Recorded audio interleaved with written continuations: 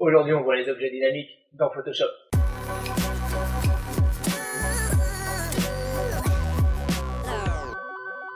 Bonjour à tous, c'est Alexandre Devriès. Vous pouvez me retrouver sur le blog laretouchephoto.com. On voit comment retoucher nos photos en s'amusant et avec des techniques simples.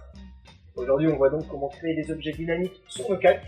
On va pouvoir transformer ou apporter des réglages et des filtres sur nos calques sans les détériorer. Et on va pouvoir retrouver chacun de ces filtres et réglages tout au long du processus de retouche photo. On voit ça tout de suite dans Photoshop. Donc une fois qu'on a ouvert Photoshop, il n'y a plus qu'à glisser et déposer notre photo. On va tout de suite commencer par créer une copie. Pour ça, je prends mon arrière-plan et je le glisse sur un nouveau calque. Je renomme en cliquant 2 fois. Et je vais renommer normal. Et le deuxième, je le renomme dynamique. Donc pour créer un objet dynamique, il suffit de sélectionner mon calque. Je clique. Ensuite, je fais un clic droit et je fais convertir en objet dynamique. Là, j'ai un petit logo qui apparaît sur mon calque qui m'indique donc que j'ai créé un objet dynamique. Il n'y a pas plus simple. Imaginons donc que je vais revoir maintenant la taille de mes images. C'est là que généralement on perd de la netteté. Donc je sélectionne mes 2 calques avec un CTRL. Et là, je vais aller dans édition, transformation. Je reste appuyé sur Shift pour garder le mode ici. Et là, je viens comme ceci rétrécir mes images. Une fois que je suis satisfait, j'appuie sur Entrée. Et voilà, imaginons maintenant que je veuille maintenant les réagrandir. C'est là que je vais vous montrer donc toute l'importance des calques dynamiques. Je fais une nouvelle fois CTRL-T. Je garde le mode ici avec Shift. Et je viens remettre mes images à la taille que je souhaite. J'appuie sur Entrée pour valider. On voit bien maintenant que le calque normal est un petit peu flou. Si maintenant je veux faire réapparaître le calque dynamique, je décoche l'œil comme ceci. Et voilà, je vois bien qu'il y a une réelle différence. Le calque dynamique n'a pas bougé. On va d'ailleurs faire un petit zoom pour vous percuter un petit peu plus. Donc là, je suis sur mon calque dynamique. Je réactive mon calque normal.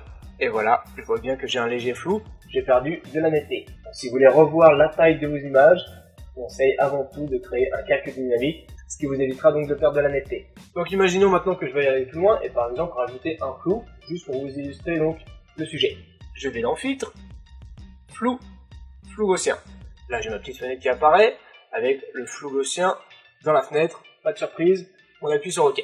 Donc là on attribue le flou à notre calque normal. Si maintenant je veux faire exactement la même chose avec mon calque dynamique, vous allez voir, on va obtenir un autre résultat. Donc je me mets sur mon calque, je peux retrouver mon flou gaussien dans la première rubrique, je clique, j'attribue exactement le même flou à 4 pixels, j'appuie sur OK, et là, boum, qu'est-ce qu'on a? On a notre filtre dynamique qui vient de se créer juste en dessous. Je clique 2 fois sur flou gaussien, et là, je retrouve ma fenêtre avec le dernier réglage, que je vais pouvoir donc revoir si je désire. Et on va essayer maintenant d'aller un petit peu plus loin. Imaginons que j'aille, par exemple, dans Images, Réglages, et je vais revoir la saturation de mon calque normal. On va dire sur une valeur à 30, donc là j'attribue ma saturation. Je vais faire exactement la même chose maintenant sur mon calque dynamique. Raccourci CTRL-U, j'augmente la saturation à 30, comme sur le calque normal. J'appuie sur OK, et là je retrouve donc maintenant une saturation qui vient s'additionner à mon calque dynamique. Donc je peux retrouver mes réglages, et imaginons maintenant que je veuille enlever le flou gaussien. Il suffit tout simplement de décocher l'œil, et on fait disparaître donc l'effet. Et si je veux par exemple faire disparaître la totalité de mes filtres dynamiques, il suffit de cliquer ici, et on les réactive donc avec l'œil comme ceci. L'objet dynamique, en fait, il va nous créer un calque sur un autre document. Pour le retrouver, il suffit de cliquer 2 fois sur le petit icône. Et là, on a notre calque dynamique qui vient de s'ouvrir dans un nouveau document PSD. On peut d'ailleurs retrouver le nom juste ici. Et voilà, imaginons maintenant que je veuille, par exemple, modifier ce calque-là et apporter, je sais pas moi, un coup de pinceau tout dégueulasse. Je peux faire un petit CTRL-S. Donc là, le document vient de s'enregistrer. Et je peux retourner donc dans mon document PSD et retrouver exactement la même modification. C'est plutôt pas mal. Donc j'espère que vous avez bien compris à quoi servaient les objets dynamiques. Ils vont pouvoir donc sécuriser vos calques et surtout l'ensemble de vos projets. Vous allez donc pouvoir attribuer chacun de vos filtres et retrouver chacun de vos réglages tout au long du processus de réalisation.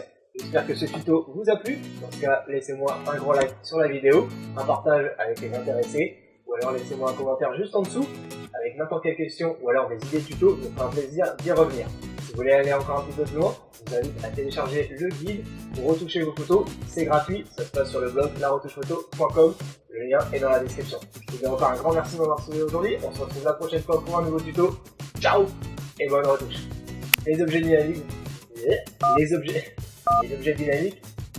Donc pour créer un objet. Donc je vous dis encore un grand merci de m'avoir suivi aujourd'hui. J'espère que ce tuto vous plaît.